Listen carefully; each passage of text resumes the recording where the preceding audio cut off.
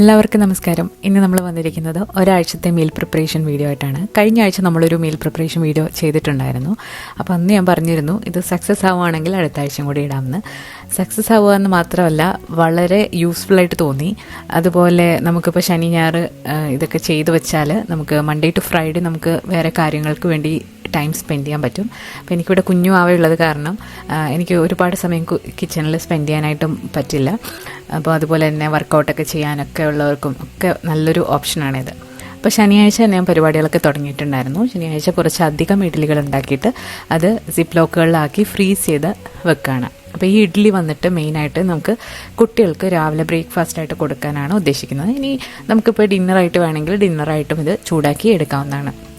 ഞാൻ 2 ബാച്ചായിട്ട് മാവ് ഉണ്ടാക്കിയിട്ടാണ് ഇത് ചെയ്ത് വെച്ചിട്ടുള്ളത്. അപ്പോൾ നമുക്ക് മൺഡേ ടു ഫ്രൈഡേ സമയം കിട്ടുമ്പം നമുക്ക് വേണമെങ്കിൽ ഈ ഒരു മാവൊക്കെ തയ്യാറാക്കി വെക്കാം. അപ്പോൾ എനിക്കങ്ങനെ കുറച്ച് സമയം കിട്ടിയപ്പോൾ ഞാൻ തയ്യാറാക്കി വെച്ചതാണ്. അതുപോലെ തന്നെ അപ്പത്തിന് വേണ്ടിയിട്ടുള്ള ഒരു ബാച്ച് മാവും എടുത്തു വെച്ചിട്ടുണ്ട്. ഇത് നമുക്ക് ശനി ഞായർ ദിവസങ്ങളിലൊക്കെ എടുക്കാം. അതുപോലെ തന്നെ ഇത് സക്സസ് ആയ സ്ഥിതിക്ക് ഞാൻ വിചാരിച്ചു എന്നാൽ ഇതിനു വേണ്ടി കുറച്ച് നമുക്കൊന്ന് കണ്ടെയ്നേഴ്സൊക്കെ വാങ്ങാമെന്ന്. അങ്ങനെ കണ്ടെയ്നേഴ്സ് കുറച്ചുകൂടെ വാങ്ങിയിട്ടുണ്ട്. അപ്പോൾ അതൊക്കെ കഴുകി ഉണക്കി വെച്ചു. പിന്നെ നമ്മൾ കുറച്ച് മോരുകറിയും മീൻകറിയും പിന്നെ പാല് ഒഴിച്ചിട്ടുണ്ടായിരുന്നു. അപ്പോൾ എൻ്റെ ഫ്രണ്ട് തൈരിൻ്റെ സ്റ്റാർട്ടർ തന്നിട്ടുണ്ടായിരുന്നു. അപ്പോൾ അത് വെച്ചിട്ട് നല്ല കട്ട തൈര് കിട്ടും. അപ്പോൾ അതും റെഡിയാക്കി വെച്ചു. അപ്പോൾ ശനിയാഴ്ച വൈകുന്നേരം ആയപ്പോഴത്തേക്ക് നമ്മൾ ചെറുതായിട്ട് ഉരുളക്കിഴങ്ങൊക്കെ ഒന്ന് തൊലി കളഞ്ഞ് വെക്കുകയാണ്. അപ്പോൾ കുട്ടികൾക്ക് മാഷ്ഡ് പൊട്ടാറ്റോ ഭയങ്കര ഇഷ്ടമാണ്. അപ്പോൾ അത് അവർക്ക് വേണ്ടിയിട്ട് ഉണ്ടാക്കാനായിട്ടാണ്. പിന്നെ നമുക്ക് ലഞ്ച് ബോക്സ് ആയിട്ടും കൊണ്ടുപോകാം. അങ്ങനെ മുത്തും എന്നെ ഇപ്പം ഹെൽപ്പ് ചെയ്യുന്നുണ്ട് പൊട്ടാറ്റോ ഒക്കെ പീൽ ചെയ്യാനായിട്ട്. നമ്മുടെ കയ്യിൽ കുറച്ച് ചിക്കൻ തൈസ് ഇരിപ്പുണ്ടായിരുന്നു, ഫ്രോസൺ ആണ്. അപ്പോൾ അത് ഡീഫ്രോസ്റ്റ് ചെയ്യാനായിട്ട് രാവിലെ തന്നെ എടുത്തു വെച്ചിട്ടുള്ളതാണ്. പക്ഷെ അത് മുഴുവനായിട്ടും ആയില്ല. അപ്പോൾ ഞാനൊരു പാത്രത്തിൽ വെള്ളത്തിലിട്ട് വെച്ചു. പിന്നെ ഫ്രഷ് ആയിട്ടുള്ള ചിക്കൻ ഇരിപ്പുണ്ടായിരുന്നു. അപ്പോൾ അത് ഒന്ന് കട്ട് ചെയ്തെടുക്കുകയാണ്. ഇവിടെ ഇങ്ങനെ മുഴുവനെയാണ് ചിക്കൻ കിട്ടുന്നത്. ഇതിൻ്റെ വിശദമായിട്ടുള്ള കട്ടിങ് വീഡിയോ നമ്മളിതിന് മുൻപ് അപ്ലോഡ് ചെയ്തിട്ടുണ്ട്. അപ്പോൾ അത് ഞാൻ കുറച്ചെടുത്തിട്ട് ചിക്കൻ സ്റ്റൂ ആക്കി വെക്കുന്നുണ്ട്, അപ്പത്തിനൊക്കെ എടുക്കാൻ വേണ്ടിയിട്ടാണ്. അപ്പോൾ ഇതിലേക്ക് ഉരുളക്കിഴങ്ങും ഒരു ക്യാരറ്റും പിന്നെ 2 സവാള അതുപോലെ പച്ചമുളക് പിന്നെ തേങ്ങയുടെ കട്ടി കുറഞ്ഞ പാല് ഒഴിച്ചിട്ട് കുക്കറിൽ 2 വിസിലൊന്ന് വേവിച്ചെടുക്കുകയാണ്. ഇതോടൊപ്പം തന്നെ നമ്മൾ മുഴുവനുള്ള ഗരം മസാലയും അതുപോലെ തന്നെ കുറച്ച് കുരുമുളകും ഉപ്പും കൂടെ ചേർത്തിട്ടാണ് ഇത് വേവിക്കുന്നത്. അപ്പോൾ ഇത് വളരെ സിമ്പിളായിട്ട് ചെയ്യാൻ പറ്റുന്ന ഒരു ചിക്കൻ സ്റ്റൂവിൻ്റെ റെസിപ്പിയാണ്. അപ്പോൾ ശരിക്കുള്ള റെസിപ്പി നമ്മളിതിന് മുൻപ് അപ്ലോഡ് ചെയ്തിട്ടുണ്ട്, കണ്ടു നോക്കുക. ലിങ്ക് ഞാൻ ഡിസ്ക്രിപ്ഷൻ ബോക്സിൽ കൊടുക്കാം. അപ്പോൾ ഇങ്ങനെ ചെയ്താലും ടേസ്റ്റിന് ഒട്ടും തന്നെ വ്യത്യാസമില്ല. ഇതിൽ നമ്മൾ വഴട്ടലും എണ്ണ ചേർക്കലും ഒന്നുമില്ല, ഹെൽത്തിയുമാണ്. അപ്പോൾ അതവിടെ വേവുന്ന സമയം കൊണ്ട് നമ്മൾ കഴിഞ്ഞ ആഴ്ച കുറച്ച് ഗ്രേവി തയ്യാറാക്കി ഫ്രീസ് ചെയ്ത് വെച്ചിട്ടുണ്ടായിരുന്നു, ഒരു 3 പാക്കറ്റുകളിലാക്കി. അപ്പോൾ ആ ഒരു പാക്കറ്റ് എടുത്തിട്ട് നമ്മളിപ്പോൾ ചിക്കൻ കറി തയ്യാറാക്കാൻ പോവാണ്. അപ്പോൾ ഇതിലേക്ക് ഇനി എക്സ്ട്രാ ആയിട്ട് എണ്ണ ഒന്നും ഒഴിക്കേണ്ട ആവശ്യമില്ല. ഇത് തണുപ്പ് മാറിയതിന് ശേഷം ഒരു പാത്രത്തിലേക്ക് ഇട്ട് കൊടുക്കാം. പിന്നെ നമ്മൾ ബാക്കി ചിക്കനിലേക്ക് കുറച്ച് മഞ്ഞൾപ്പൊടിയും പിന്നെ 1 ടേബിൾ സ്പൂണോളം കാശ്മീരി മുളക് പൊടിയും പിന്നെ വീട്ടിൽ തന്നെ പൊടിച്ച ഗരം മസാലയും കൂടെ ചേർത്തിട്ട് കുറച്ച് ഉപ്പും കൂടെ ചേർത്തൊന്ന് മാരിനേറ്റ് ചെയ്ത് മാറ്റി വെക്കാം. ചിക്കൻ കഷ്ണങ്ങളിലേക്ക് ആ ഒരു മസാലയൊക്കെ ഒന്ന് പിടിച്ച് കിട്ടാൻ വേണ്ടിയിട്ടാണ്. അതേസമയം നമ്മുടെ ഗ്രേവി ഇവിടെ ഒന്ന് അലിഞ്ഞു വന്നിട്ടുണ്ട്. ഇതിലേക്ക് നമ്മൾ പുരട്ടി വെച്ചിരിക്കുന്ന ചിക്കനും കൂടെ ചേർത്തിട്ട് അടച്ചു വെച്ച് ചെറുതീയിലിട്ട് വേവിച്ചെടുക്കാം. ചിക്കൻ കറി മാത്രമല്ല, ഏത് കറി വേണമെങ്കിലും ഇങ്ങനെ ഗ്രേവി ഉണ്ടാക്കി ഫ്രീസ് ചെയ്ത് വെക്കുകയാണെന്നുണ്ടെങ്കിൽ വളരെ പെട്ടെന്ന് നമുക്ക് തയ്യാറാക്കാനായിട്ട് പറ്റും. അപ്പോൾ അത് അടച്ചു വെച്ച് വേവിച്ചെടുക്കാം. നോർമൽ ചിക്കൻ കറിയുടെ പോലെ നല്ല ടേസ്റ്റ് ആയിട്ട് തന്നെ വന്നിട്ടുണ്ട്. യാതൊരുവിധ ടേസ്റ്റ് വ്യത്യാസങ്ങളും ഇല്ല. ഇതിലേക്ക് നമ്മൾ കുറച്ച് തേങ്ങാപ്പാലും കൂടെ ചേർത്ത് കൊടുക്കുന്നുണ്ട്. അപ്പോൾ അപ്പത്തിനും ഇഡ്ഡലിക്കും ഒക്കെ കഴിക്കാൻ നല്ലൊരു കോമ്പിനേഷനാണ് ഈ ഒരു ചിക്കൻ കറി. ചോറിൻ്റെ കൂടെ കഴിക്കാൻ നല്ല ടേസ്റ്റാണ്. ആ ചിക്കൻ തൈസ് നമ്മൾ മസാലയൊക്കെ പുരട്ടി ഇതുപോലെ ക്ലിംഗ് റാപ്പ് വെച്ചിട്ട് കവർ ചെയ്ത് നോർമൽ ഫ്രിഡ്ജിൽ വെക്കുന്നുണ്ട്. ഇനി ആ ചിക്കൻ സ്റ്റൂവിൽ കുറച്ചൊരു കൊഴുപ്പ് കിട്ടാൻ വേണ്ടിയിട്ട് നമ്മൾ കുറച്ച് തേങ്ങയിലേക്ക് 3-4 കാഷ്യൂ നട്ട്സും കൂടി ചേർത്തിട്ട് അരച്ചിട്ട് ചേർക്കുന്നുണ്ട്. ഇങ്ങനെ ചേർത്തില്ലെങ്കിലും കുഴപ്പമൊന്നുമില്ല, ചെറിയൊരു ഗ്രേവിക്ക് കുറുക്കം കിട്ടാൻ വേണ്ടിയിട്ടാണ്. നല്ല പേസ്റ്റ് പോലെ അരച്ചെടുത്തിട്ടുണ്ട്. അപ്പോൾ ഇതിന് നമുക്ക് 2 വിസിലായി പ്രഷറൊക്കെ പോയിരിക്കുന്ന ചിക്കൻ്റെ കഷ്ണങ്ങളിലേക്ക് ചേർത്ത് കൊടുക്കും. തേങ്ങാപ്പാലൊന്ന് പിരിഞ്ഞതുപോലെ ഇരിക്കും, പക്ഷേ സാരമില്ല, നമ്മൾ ഈ അരപ്പൊക്കെ ചേർത്ത് തിളപ്പിച്ച് വരുമ്പോൾ അത് ശരിയായിക്കോളും. അതുപോലെ നമ്മളിത് കറി ഉണ്ടാക്കി കഴിയുമ്പോൾ കുറച്ച് ലൂസായിട്ടിരിക്കുമെങ്കിലും കുറച്ചുകൂടെ കഴിയുമ്പോഴത്തേക്ക് നല്ല കുറുകി ഇരിക്കും. ആവശ്യത്തിനുള്ള ഉപ്പും കുരുമുളക് പൊടിയും കൂടെ ചേർക്കുന്നുണ്ട്. ഇതിലേക്ക് നമ്മൾ ഉള്ളി വഴട്ടലോ വെളിച്ചെണ്ണ ചേർക്കലോ ഒന്നും തന്നെ ഇല്ല. തേങ്ങയിൽ നിന്നും തേങ്ങാപ്പാലിൽ നിന്നൊക്കെ ആവശ്യത്തിനുള്ള എണ്ണ ഇതിലേക്ക് ഇറങ്ങിക്കൊള്ളും. അവസാനം കുറച്ച് കട്ടി തേങ്ങാപ്പാലും കൂടെ ചേർത്ത് കൊടുക്കുന്നുണ്ട്. നല്ല ടേസ്റ്റി ആയിട്ടുള്ള ചിക്കൻ സ്റ്റൂ ഇവിടെ റെഡി ആയിട്ടുണ്ട്. അപ്പോൾ ശനിയാഴ്ച ഞാൻ അത്രയും കാര്യങ്ങൾ ചെയ്തു വെച്ചു, അതെല്ലാം ഫ്രിഡ്ജിലെടുത്ത് വെച്ചിട്ടുണ്ടായിരുന്നു. ഇനിയിപ്പോൾ ഞായറാഴ്ച ബ്രേക്ക്ഫാസ്റ്റൊക്കെ കഴിഞ്ഞിട്ട് ഇനി ബാക്കിയുള്ള പരിപാടികൾ ചെയ്യാൻ പോവാണ്. ആദ്യം തന്നെ നമ്മൾ ഇന്നലെ പുരട്ടി വെച്ചിരുന്ന ചിക്കൻ എടുത്ത് വെളിയിൽ വെച്ചു. അതൊന്ന് നോർമലായിട്ട് നമുക്ക് ബേക്ക് ചെയ്തെടുക്കാം. അപ്പോൾ ഇന്ന് നമ്മളിനി മീറ്റ് ബോൾസ് ഉണ്ടാക്കുന്നുണ്ട്. കുട്ടികൾക്ക് വളരെ ഇഷ്ടമുള്ള ഒന്നാണ് മീറ്റ് ബോൾസ്. അപ്പം അവർക്കും നമുക്ക് ലഞ്ചൊക്കെ ആയിട്ട് എടുക്കാനായിട്ടാണ്. അപ്പോൾ ചിക്കൻ്റെ കഷ്ണങ്ങൾ നമ്മൾ ട്രെയിൽ നിരത്തി കൊടുത്തിട്ടുണ്ട്. പ്രീ ഹീറ്റായി കിടക്കുന്ന അവനിൽ വെച്ചിട്ട് നമുക്കിത് ബേക്ക് ചെയ്യാം. അപ്പോൾ ഇതിൻ്റെ വിശദമായിട്ടുള്ള റെസിപ്പി കഴിഞ്ഞ ദിവസം നമ്മൾ അപ്ലോഡ് ചെയ്തിട്ടുണ്ടായിരുന്നു, കണ്ടു നോക്കാം. ഇനി മീറ്റ് ബോൾസിൽ ഇടാൻ വേണ്ടിയിട്ട് 2 സവാള ഒന്ന് പൊടിയായിട്ട് അരിയുന്നുണ്ട്.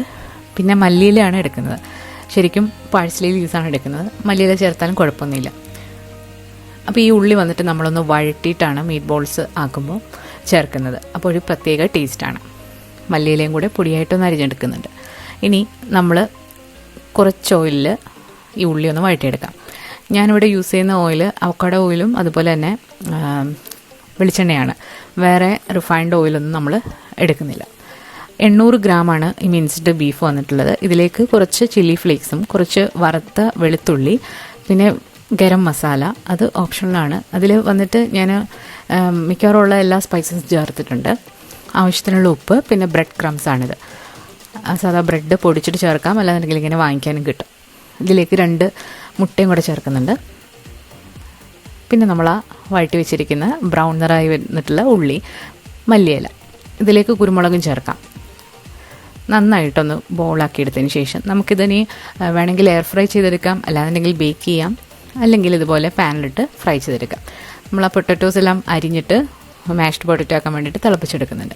അങ്ങനെ മീറ്റ് ബോൾസ് എല്ലാം കുക്കായി മാറ്റി വെച്ചു. ഇനി അതേ എണ്ണയിൽ തന്നെ കുറച്ച് ബട്ടർ കൂടി ഇട്ട് മൈദയും കൂടി ഇട്ടിട്ട് നല്ല ചൂടുവെള്ളം ഒഴിച്ചിട്ട് ഇതൊരു സോസായിട്ട് എടുക്കാം. ഇതിലേക്ക് കുറച്ച് ബീഫ് സോസും കുറച്ച് ഫ്രഷ് ക്രീമും കൂടെ ചേർക്കുന്നുണ്ട്. പാല് ചേർത്ത് നിങ്ങൾക്ക് ഈ സോസ് ഉണ്ടാക്കി എടുക്കാവുന്നതാണ്. ഇതിൻ്റെ വിശദമായിട്ടുള്ള റെസിപ്പി ഇതിന് മുൻപ് നമ്മൾ അപ്ലോഡ് ചെയ്തിട്ടുണ്ട്.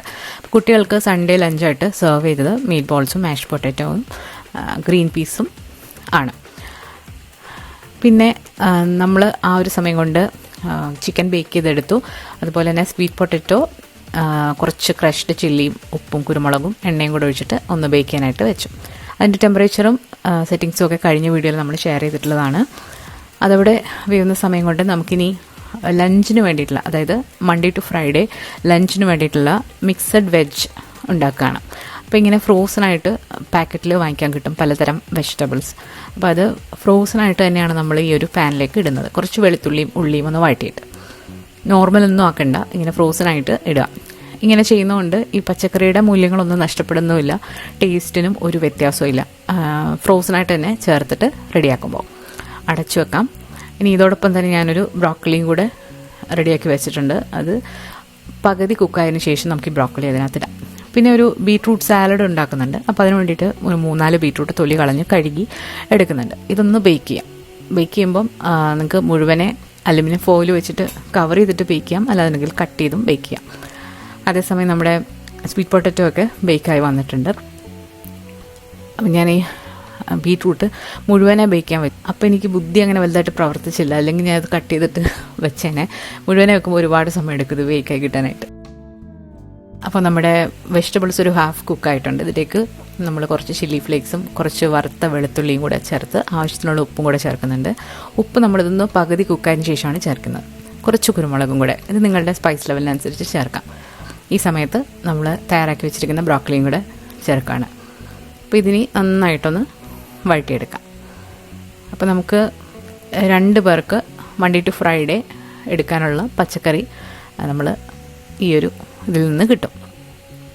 അപ്പോൾ എനിക്ക് എക്സ്ട്രാ ആയിട്ട് തോരനൊക്കെ ഉണ്ടാക്കണമെന്ന് ഉണ്ടായിരുന്നു, പക്ഷേ സമയം കിട്ടിയില്ല. അങ്ങനെ നമ്മൾ ഉച്ചയ്ക്ക് കഴിച്ചത് ചോറ്, മീൻകറി, കുറച്ച് ബീഫ്, പിന്നെ ആ ഒരു മിക്സഡ് വെജിറ്റബിൾസിൽ നിന്ന് കുറച്ചെടുത്തിട്ടുണ്ട്, മോര് കറി. ഇത്രയാണ് ലഞ്ച് കഴിച്ചത്. അപ്പോൾ ലഞ്ചൊക്കെ കഴിച്ചതിന് ശേഷം നമുക്ക് ഇടയ്ക്ക് എന്തെങ്കിലും ഒരു സ്വീറ്റ് ക്രേവിങ്സ് വരികയാണെന്നുണ്ടെങ്കിൽ കഴിക്കാൻ വേണ്ടിയിട്ട് ഒരു സ്വീറ്റ് പൊട്ടറ്റോ ബ്രൗണി തയ്യാറാക്കുന്നുണ്ട്. അപ്പോൾ ഇതിൻ്റെ റെസിപ്പി നമ്മൾ സെപ്പറേറ്റ് ആയിട്ട് അപ്ലോഡ് ചെയ്യാം. അപ്പോൾ നിങ്ങൾക്ക് സെർച്ച് ചെയ്യുമ്പോൾ കിട്ടാനും എളുപ്പമാണ്. നല്ല ടേസ്റ്റാണ്. സ്വീറ്റ് പൊട്ടറ്റോ എന്ന് പറയത്തേ ഇല്ല. ഫഡ്ജ് ബ്രൗണിയുടെ ആ ഒരു ടേസ്റ്റിൽ വന്നിട്ടുണ്ട്. നമ്മളിതിൽ ഓയിലും അതുപോലെ തന്നെ ഒന്നും ചേർത്തില്ല. അതോടൊപ്പം തന്നെ നമ്മളൊരു ഓട്സ്, ക്യാരറ്റ്, ബ്ലൂബെറി കേക്ക് പോലെ തയ്യാറാക്കിയിട്ടുണ്ട്. അപ്പോൾ ഇതിൻ്റെ റെസിപ്പി നമ്മൾ സെപ്പറേറ്റ് ആയിട്ട് അപ്ലോഡ് ചെയ്യുന്നതാണ്. നമ്മൾ ആ ബീറ്റ്റൂട്ട് അരിഞ്ഞെടുത്തിട്ടുണ്ട്. അതിലേക്ക് ഒരു വലിയൊരു സവാള നീളത്തിൽ അരിഞ്ഞതും കുറച്ച് മല്ലിയില പൊടിയിട്ട് അരിഞ്ഞതും കൂടി ചേർക്കുന്നുണ്ട്. പിന്നെ ഇതിലേക്ക് ആവശ്യത്തിനുള്ള ഉപ്പും കുരുമുളകോ പച്ചമുളകോ ഒക്കെ നിങ്ങൾക്ക് എരിവിന് ചേർക്കാവുന്നതാണ്. പക്ഷേ ഈ ഒരു ഉള്ളി അത്യാവശ്യം നല്ലൊരു സ്പൈസിയാണ്, അപ്പോൾ അതുകൊണ്ട് ഞാൻ ചേർക്കുന്നില്ല. പിന്നെ ഒരു പകുതി നാരങ്ങയുടെ നീരും കൂടെ പിഴിഞ്ഞൊഴിക്കുന്നുണ്ട്. ഇതിലേക്ക് ഒലിവ് ഓയിലോ അല്ലാന്നുണ്ടെങ്കിൽ അവക്കാഡോ ഓയിലോ നിങ്ങൾക്ക് ഇതിലേക്ക് 1 ടീസ്പൂണോ 2 ടീസ്പൂണോ ഒക്കെ ചേർത്തിട്ട് നന്നായിട്ട് മിക്സ് ചെയ്ത് ഒരു എയർ ടൈറ്റ് ആയിട്ടുള്ള ഗ്ലാസ് കണ്ടെയ്നറിലാക്കി വെക്കാം.